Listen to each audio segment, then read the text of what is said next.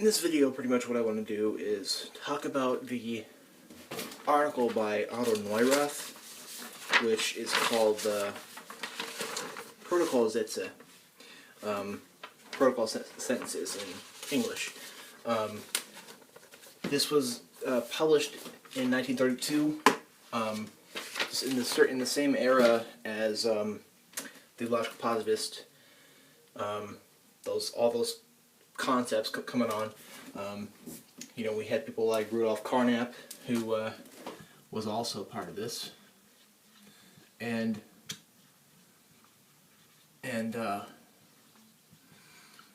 Neurath is very different from these two, Rudolf Carnap and Moritz Schlick.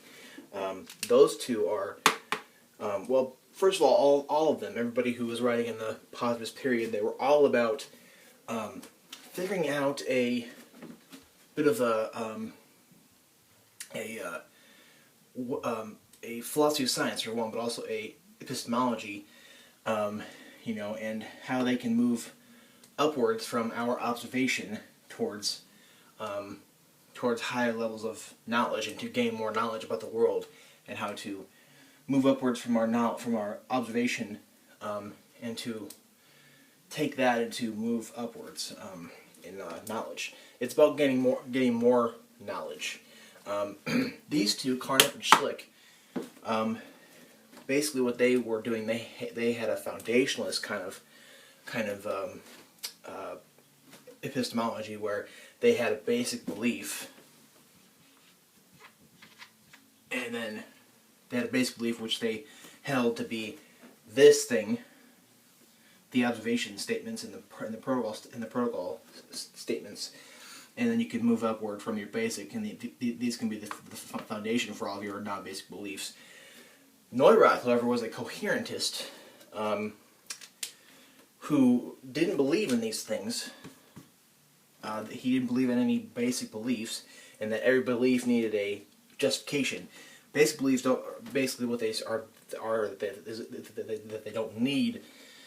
They don't need justification outside themselves. A coherentist believes in a coherent system of beliefs, and a belief is justified by being a part of one of those coherent systems, which is about in those coherent systems, being in relation in all those beliefs, being in relations of explanation and other relations, as well as being in a system that is all logically consistent.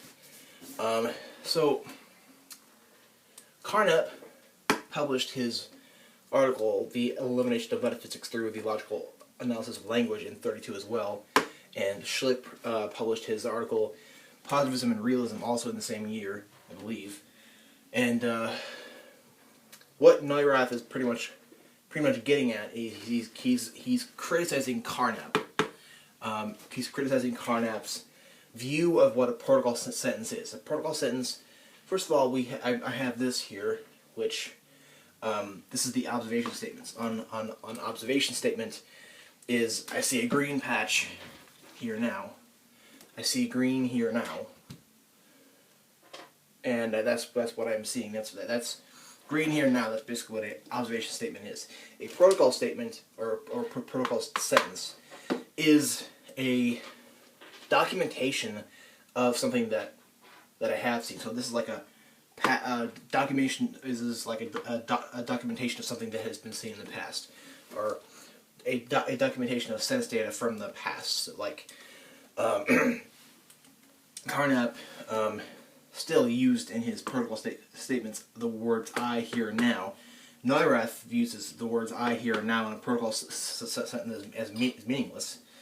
And for Neurath, he believed that you had to have a person's name, a time, a place, and all that stuff to document it, and that's how you move upward. Because all of these here, this is your system of positivism, or of logical positivism, as to how you go from your observation, your sense data, and by the way, sense data is is basically sensory information, like a patch of a certain size, color, and shape, or you feel a certain smoothness, or you smell a certain aroma.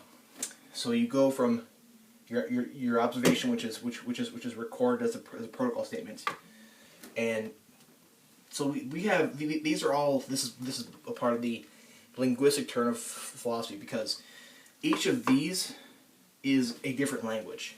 We have the language of sense data, because if I see a blue chair, I don't say in the sense datum language, oh, I see a blue chair. I say I see a blue patch of a certain size and shape at a certain place in time, or I see white patch along with green patches in a certain shape and size, blah blah blah.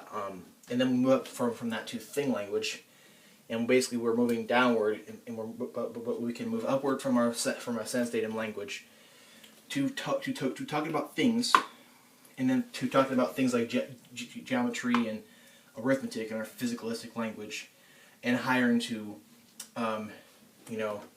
talking about, oh, I see a spectrometer reading at this and this, or I can read a certain scientific apparatus, or we're talking about like chemistry and physics and such.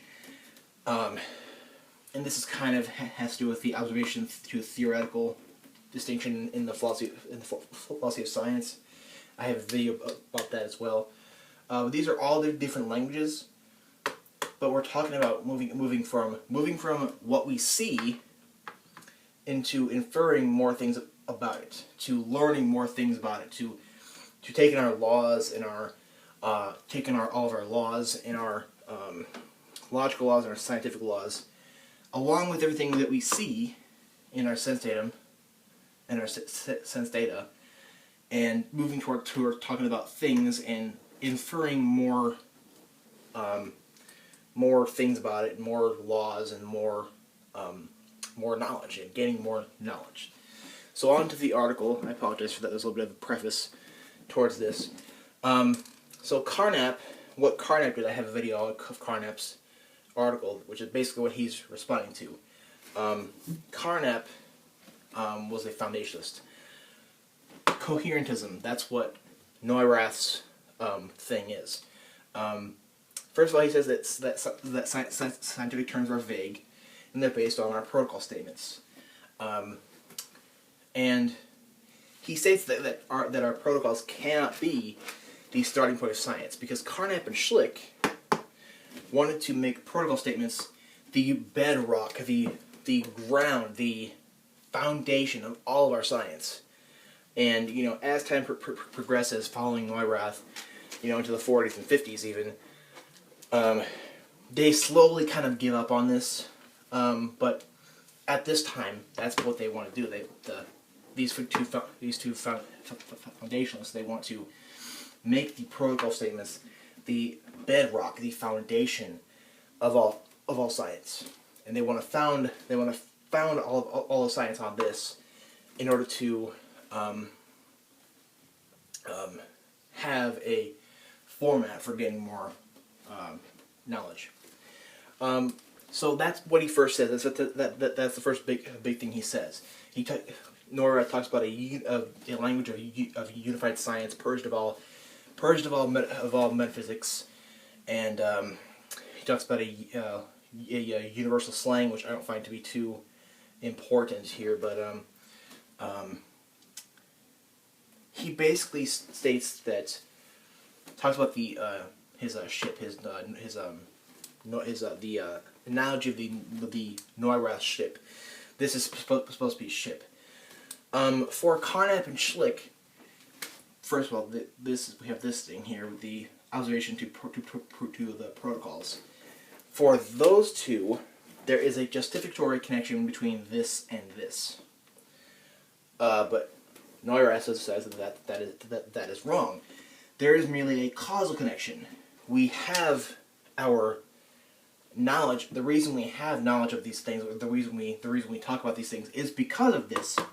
But these do not give justification for talking about these. So there's no justificatory connection from here to here. There's no justificatory connection from our protocols, from our observations, to talking about things and more higher levels of science. There's the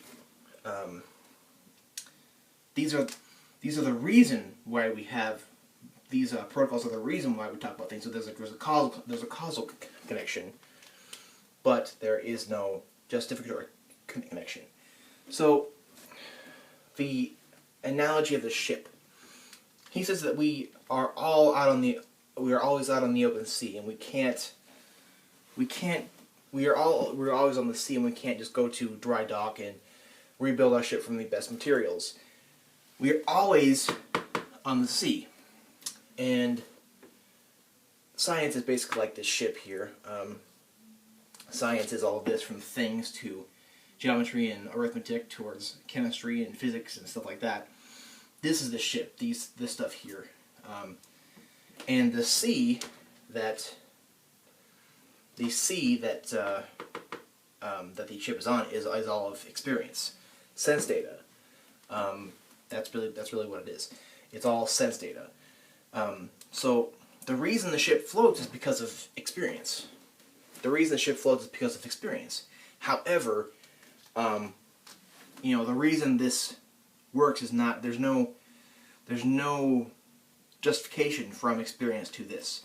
So that's the coherence, because there's no sense data foundation for the ship as to why it works.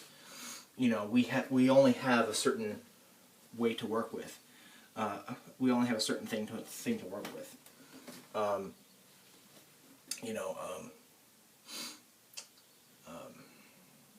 The protocol statements, our experience basically cannot be this bedrock of science.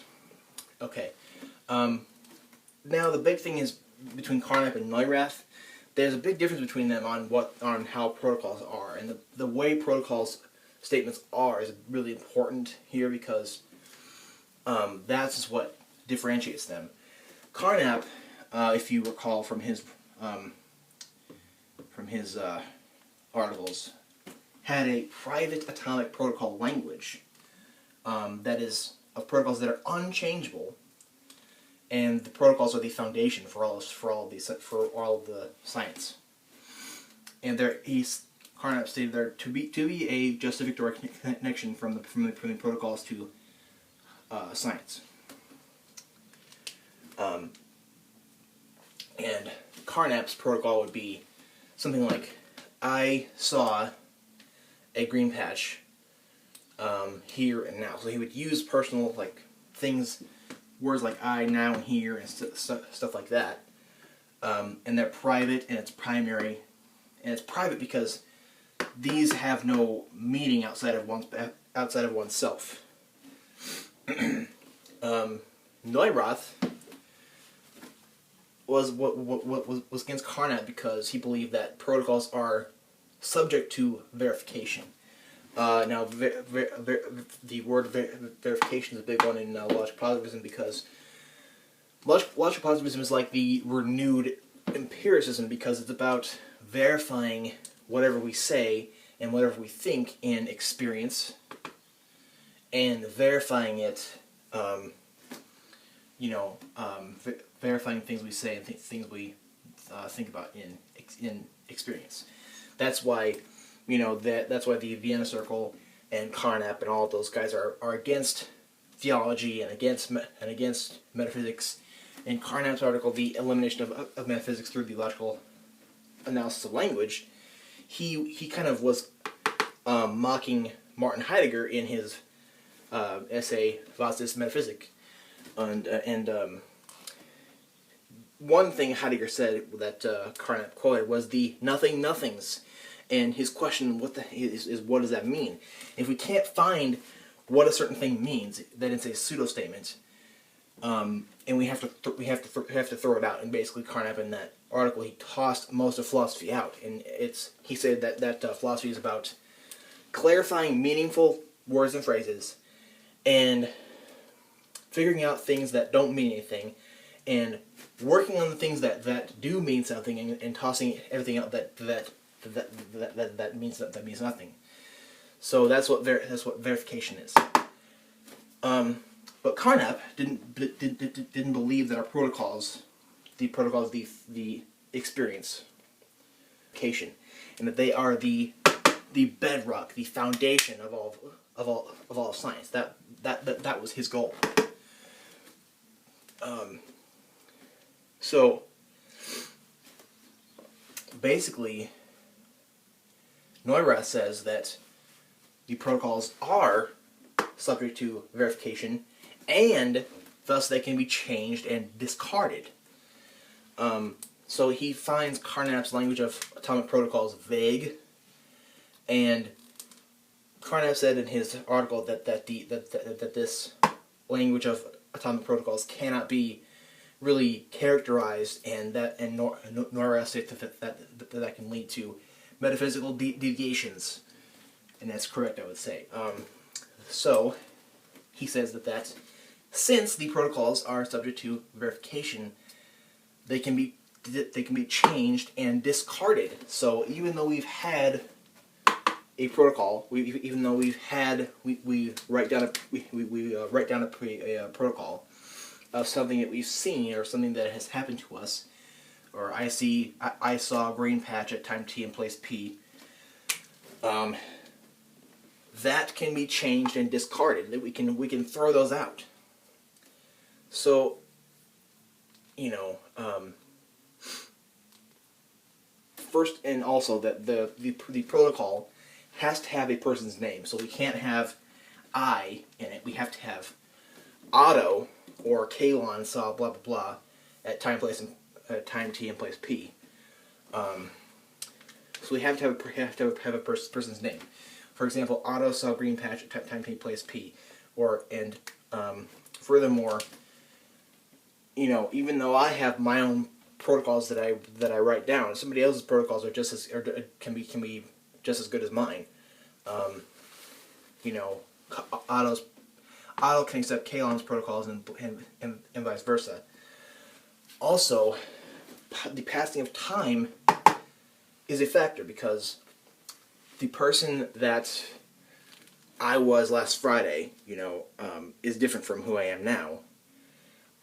It's just like you can have a memory of something that you've seen. However, everybody else around you says you weren't there when that happened, or you never saw that. That's just a dream or a memory. That could be a reason to throw out one of your own protocols. Also, if my protocols from last Friday don't mesh with the protocols of today, that means I should probably throw out protocols either of today or of yesterday. So the words I, here, and now are meaningless, and he's kind of verifying how protocols should be working. And lastly, what kind of makes all of this work together is Neurath's sorting machine. What matters is that everything fits together. He's kind of ending this importance of grounding all of science on our experience, our sense data, our protocols, and so everything that all that matters is that everything fits together, everything meshes. In this sorting machine, we have our protocols and we have our laws, our logic and scientific laws. We put all those in there, and we put protocols in there constantly, and this is basically how science is going to work. We put our laws and our protocols in there together, and as long as the gears are meshing and it's working together, and the machine is working, it's fine. But then once a contradiction ensues, a bell rings, and then you either have to toss some of your protocols out, or even take some of your laws out and start all over. And Quine later, he had a similar idea Quine even had a similar idea that we can even toss out some of our out of our experiential things, or we can toss out even some laws. It's just all about that everything fits together. So that is how he says that that all of science can work is that everything fits together nicely and no contradiction ensues, and that there's no and that everything is logically consistent. So you might say, well, this is one objection to coherence theories, is that, well, if this is really all that matters, then I can say, well, I saw a pink unicorn, and as long as there's no logical contradiction, that's fine, and that's something that I plan on. There's lots of articles in contemporary epistemology in like these 70s and following on coherentism that I plan on talking about a lot, because I kind of am not sure where I stand. I'm not sure if I'm on the coherentist boat or the infinitist boat or the foundationalist boat, so I'm kind of wanting to figure all this out. So yeah. Basically, if you think I've forgotten something, or if you think I've left something out that is important, or if you think I've messed something up, or you have a question or anything, please comment below or on the side wherever the whole comments things are. And I think I've gotten everything. Thank you for watching this video about Otto Neurath. I'm trying to remember if I forgot anything. No. Thank you.